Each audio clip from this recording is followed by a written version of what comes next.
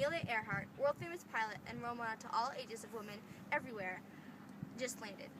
Hello everybody, it is great to be here. So you're here in Lae, New Guinea on your last stop before being the first woman to fly around the world.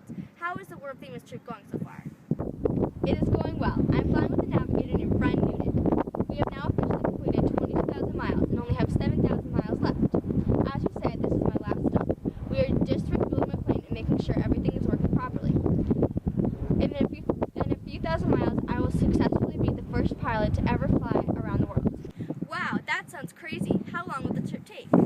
Well, after two failed attempts to leave due to weather problems, I took off my plane called the Lockheed Electra 10E on June 1st, 1937. I'm scheduled to land on July 2nd, 1937, so the trip should end up taking about a month. Wow, you must really love flying. You are definitely devoted to it. How were you first inspired to become a pilot? Well, it all started when my dad took me to an air meet in 1920. When I saw all the people flying the planes, I just knew that that was what I wanted to do. My dad bought me lessons with a very talented pilot, Netta Snook. She taught me everything I know and is definitely my biggest inspiration. A year later, I received my flying license. Back then, there weren't many women who were pilots, so I was very proud. That is fantastic. So what did you do after you learned how to fly and earned your license? Well, after my many years of flying, I got a call from George Putnam in 1927. He was a very well-known publicist, and little did I know, my future husband. He was hired by a wealthy woman. She originally wanted to be the first woman to fly across the Atlantic Ocean, but after hearing of all the people who died, she backed out. I would do the same thing. So who did they hire instead?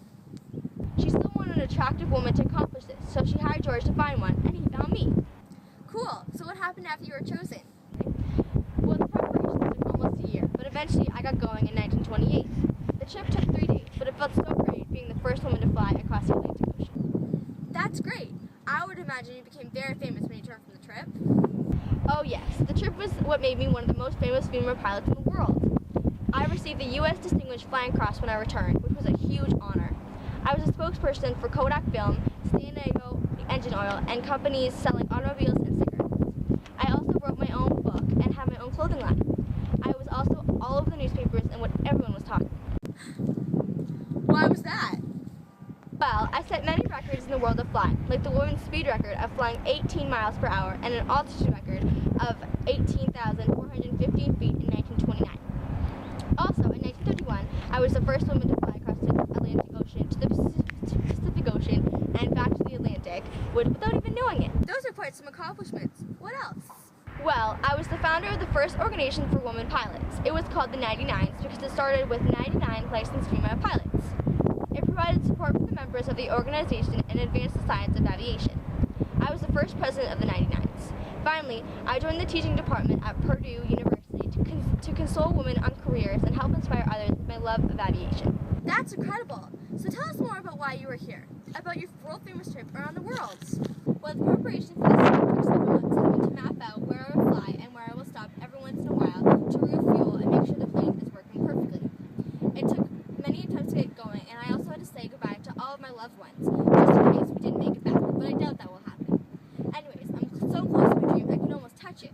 I just have to make it a few more miles. I may also have to possibly stop somewhere near Hawaii to refuel before we arrive at our final destination.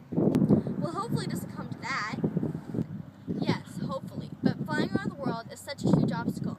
Actually, it is probably the only one left in my career. After this, I don't think there will be much that I have to overcome. Well, your career really has been amazing. Good luck on the rest of your trip. Thank you. Well, folks, that is all the time we have for today. See you all tomorrow, and thank you to our special guest, Amelia Earhart. There's horrible news that I must inform you all of. Yesterday's guest, Amelia Earhart, has disappeared. After taking off yesterday at midnight on her final takeoff before being the first woman to fly around the world, she flew for a few thousand miles, but then she had to stop somewhere to refuel.